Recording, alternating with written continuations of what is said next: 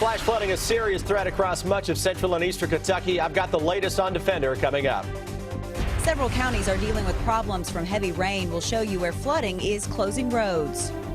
And we're tracking the investigation into a deadly fire, why investigators think it might be a case of arson. Tracking, alerting, protecting. WKYT News starts now with First Alert Weather. Good afternoon. Our 4th of July weekend is starting off with wet weather. We have heavy showers and storms moving across the Lexington area right now. Yeah, high water is being reported in many communities. This video is just in from Loudon Avenue here in Lexington. Water has covered the road near the intersection at Russell Cave. At least one car has stalled out in that flooded roadway. We're told the water, though, is starting to recede. Chief Meteorologist Chris Bailey is here now with an update on this WKYT First Alert Severe Weather Day. Chris? Yeah, it's these clusters of thunderstorms that just continue to plow through the area, and these are putting down a ton of rain in a short amount of time. So I would imagine as the rain continues to fall here in Lexington, we may see a few more trouble spots that begin to pop up. All the counties shaded in green with flash flood warnings. That does include Lexington and London. Look at live First Alert Defender. Wow, showers, thunderstorms, widespread out there, and we're talking about torrential rains that are coming from the skies. Obviously, it's been that way for a couple of weeks now, but what I'm really focusing on now, some very intense thunderstorms on the leading edge of this batch from Lebanon, Marion County, Springfield, Washington County, Willisburg, right on into Harrodsburg, getting close to Danville and Lancaster. We'll keep an eye on this for not only the potential for some flash flooding, but also for the possibility of maybe some small hail and some high winds as those storms continue to work toward the south. Nicholasville into the Lexington metro, very heavy rains coming down Hamburg Pavilion area, Charlesburg down toward Athens and back into downtown Lexington. Torrential rains. Watch out for some stream and street flooding across most of the Lexington area. Thunder and lightning. Boy, this little round of some heavy rains just sitting here from Midway down to Versailles. Other thunderstorms now on the move from Georgetown through the Paris area of Bourbon County. Another cell popping into northern parts of Scott County around Sadieville. All of this action containing very heavy rains. Going to keep an eye on Montgomery County into Clark County, parts of Estill and Powell counties as well. You guys had a lot of flooding yesterday and earlier today. May see it all over again with that next round moving in.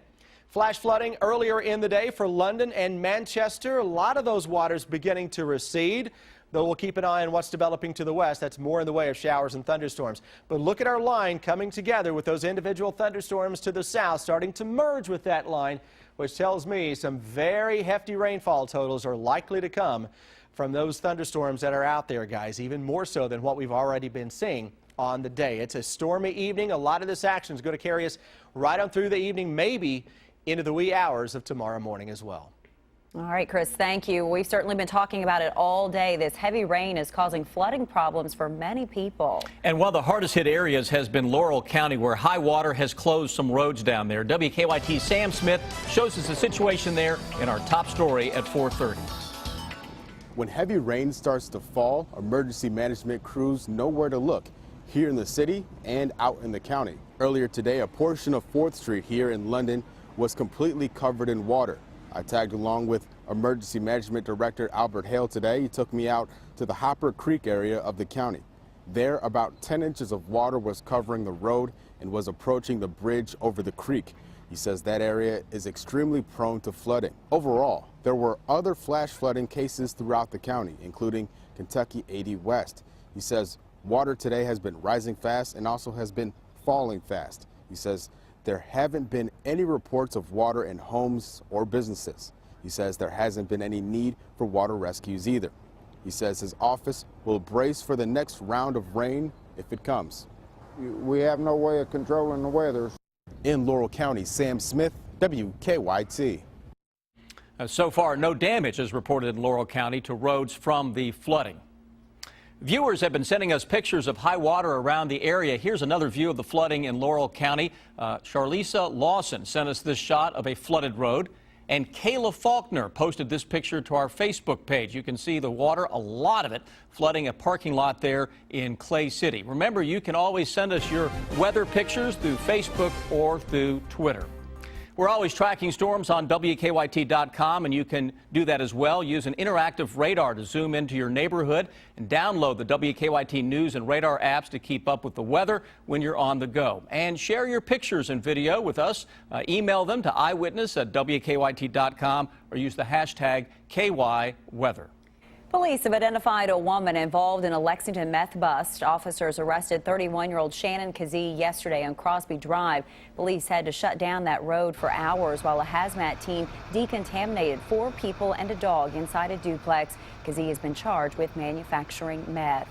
A deadly fire in an old Louisville apartment building is being called suspicious this afternoon after fire officials discovered the fire escape was locked. WKYT's Miranda Combs joins us now from the live desk with the latest on this fire investigation. Miranda? Yeah, Amber, investigators are still trying to figure out exactly what started the fire, and they still haven't been able to identify one of the victims. But they are uncovering more reasons to call this fire suspicious. Investigators say while one of the residents was able to jump from the 3rd floor, another made it to the 2nd floor, but then couldn't get out because the fire escape ladder was locked. She ended up having to jump too. Another man was rescued by firefighters, but 2 women died on the 2nd floor. There's substantial damage on the 1st floor. So typically a fire starts at a stairwell or run the stairwell up. So we've got to work through whether or not it originated on the 1st or 2nd floor in the stairwell. And as for that locked fire escape, fire investigators say they are talking with the building's owner to find out why it was locked. Having a locked fire escape is a violation and could lead to a wanton endangerment charge. At the live desk, Miranda Combs, WKYT. Miranda, thank you. And right now, officials still don't have any suspects right now. A woman is in jail accused of hurting her dog in order to get pain pills for herself. Police in Hardin County say Heather Perea cut the dog with a disposable razor. The dog was brought to the vet's office for treatment twice. Police say that Perea also returned a 3rd time, claiming that her children flushed pills. She was asking for more pills. Perea has no children. The News Enterprise reports Perea will be admitted into treatment court at the request of her attorney. A Fort Campbell Army sergeant has pled guilty to conspiring to take bribes from vendors seeking contracts in Afghanistan. The U.S. Attorney's Office says that 43-year-old Ramiro Pena Jr. pled guilty to conspiracy to commit bribery. Sentencing will be in October. 5,000 people evacuated after a train derailment south of Knoxville, Tennessee, are being allowed back to their homes. That train derailed and caught fire yesterday in Maryville. The cars were full of a hazardous material, which caused concern for people living nearby. Everything that was going on at the site involved in the fire and the chemical release was contained at the site and didn't adversely affect the community air quality. 87 people went to the hospital over concerns they inhaled the chemical. 36 were admitted. The percentage of immunized children in Kentucky is growing in some counties, despite some parents' reluctance to vaccinate. In Fayette County, for example, the percentage has gone up from 97.2% to 98% in Boyle County. Rates have increased about 2%, and in Madison County, nearly 3%. Pulaski County's percentage has remained the same.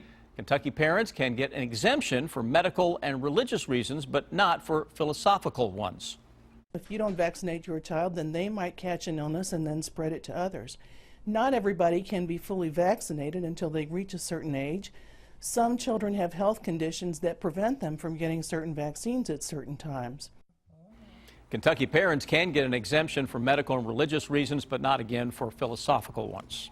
Rain or shine, thousands of people will be in downtown Lexington this weekend. Tonight at 8, there will be a patriotic music concert on the Morrison Lawn at Transylvania. If you are planning to head downtown tomorrow, be prepared for some road closures. The Bluegrass 10,000 is tomorrow morning at 7. Several downtown streets will be blocked off for the race, and then the parade, which starts at 2. And many of us from right here at WKYT will be in the parade tomorrow. It all wraps up at 10 tomorrow night with a fireworks display. It's been years working in war zones, and now military dogs are fighting a new battle here at home. John Moan shows us how they're being used in the war on drugs. He's not your average veteran. Look at his eyes.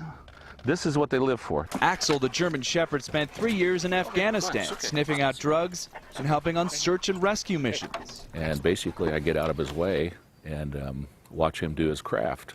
At 5 years old, he's a military retiree. He's a very gentle giant, as I call him. I sometimes call him a goof. I'll walk him around the circle. But Axel is getting a new leash on life. Now employed as a police canine for a school district outside of Indianapolis. He's eager to work. When I put his collar on him in the morning, he gets excited. Axel is among dozens of other former armed services dogs being retrained and redeployed to root out illegal drugs in school campuses. When they come back, they're ready to work. Historically, many of these canines were left behind in wartime, but groups like the Houston-based Canines for Cops bring them home, where they are trained at a camp in Alabama, then placed across the country. I don't think they want to retire to begin with, okay? And why would we retire them whenever they could do so much good in the community? Jero, also a 5-year-old German Shepherd, is a resource Waco, Texas public schools couldn't otherwise afford. It means quite a lot to me because these dogs they're well trained. They have a real drive to work, and that's basically what they love to do. His mission, make sure the students stay drug-free. Good Mulligan. From the battle zones to the school halls, dogs that are still serving their country. John Moan, Associated Press, Waco, Texas. A new Miss Kentucky will be crowned tomorrow night. And that means a year of traveling and promoting Kentucky ends for another young lady. She's learned a lot in the last year. Our Deanne Stevens is out and about with the current Miss Kentucky to talk about that. Miss Kentucky pageant is tomorrow night, and this young lady, I know she's going to be happy for whoever the next one is, but it has to be a little bit sad on a weekend like this weekend. Ramsey Carpenter, Miss Kentucky 2014, right? Correct. 2014 is with us, and this is it for you, my dear. You've had a busy year, exciting year. What's been the most memorable moment? Honestly, probably the most memorable moment is the night it all began on July 12, 2014. I worked 4 years trying to achieve this huge goal of mine, and of course last year was the last opportunity I had before I was too old to do it again. So it was very surreal for that to have happened for me. But the moment is, first, whenever I realized, oh my gosh, I won. And if you look online at any of the YouTube videos, whenever I was crowned, you can see the words on my mouth going, oh my gosh, because I thought, really, this is finally happening, it's real. But probably even more so than that, my most memorable moment was whenever I had done my first victory walk, but then I turned around to face the girls, because I had this sudden feeling of, I hope I don't turn around and see people who are too disappointed. I hope that I've been a good enough friend to all of them that they can at least be excited for me, because I want to make sure that I represent them well this year. But when I turned around before I could even make it to the top of the stage for that picture, they were all rushing towards me. And that was when the tears started to flow and the gratitude really started to come through. So that's probably the most memorable moment. And they've all been there to support you. A lot of folks, a lot of the same girls competing again tonight and tomorrow night in the finals of Miss Kentucky. Where do we go from here? After you've worn the crown for a year, where does Ramsey Carpenter go from here? Well, one of the biggest things is stepping back and thinking I have a little more time to really think things through instead of to have a life. Get up and go, get up and go, get up and go. Right. I'm going to miss that though, because I enjoy being a busybody and I've loved serving the state this year. But for me, my degree is in education. That is something I will pursue. But then again, if your job comes open, I may come for that too. I'm just kidding. I'm kidding. No, I'm kidding. don't apply for my job. I love you too much to ever do that, I swear. But probably going into the educational field. Awesome. Well, we wish you well and all of the young ladies that are competing for Miss Kentucky this weekend. It is happening the final night, tomorrow night at the Singletary Center for the Arts, 7 o'clock. You can get your tickets there if there's any left by tomorrow night. And listen, best of luck. We love you dearly. She's done a great job for our state this year. I'm Deanne Stevens, out and about with Ramsey Carpenter, Miss Kentucky 2014. Back to you guys. During the break, Chris was just telling me that we've had 8 straight weekdays of first alert severe weather. That gives you an idea of the conditions that we're dealing with. Pretty incredible run that we're on here, Chris, and I don't think I like this run. Yeah, you know what? We're going to expand it into tomorrow, too, at least into the early part of your 4th of July. Heavy rain here in Lexington. Some reports of a little bit of street flooding going on across town. Now, thankfully today, not as much traffic on the roads as what you would normally see on a day like this, because a lot of folks have this as a holiday and aren't working today. A busy life first alert defender. We're looking at all kinds of showers and thunderstorms going up, and these storms that are out there, And just general run-of-the-mill showers are big-time rain producers really watching this complex of thunderstorms that's now beginning to orient itself more west to east into parts of southern Kentucky, into the central regions of the state as well. Heavy rain across the Lexington metro, London, Corbin, Somerset. Watch out, thunderstorms are developing in your areas yet again. Still with a flood warning that is out for parts of London. Flash flood warning for Lexington, back into parts of Woodford and northern sections of Jessamine counties, a very small part of Mercer and Anderson County, and a flood warning that has been now upgraded and extended until around 7:45, I believe, for parts of Montgomery, Powell, and Estill counties. Guys, the ground is saturated. You don't need me to tell you that. Unfortunately, a lot more water to come our way through the next several hours.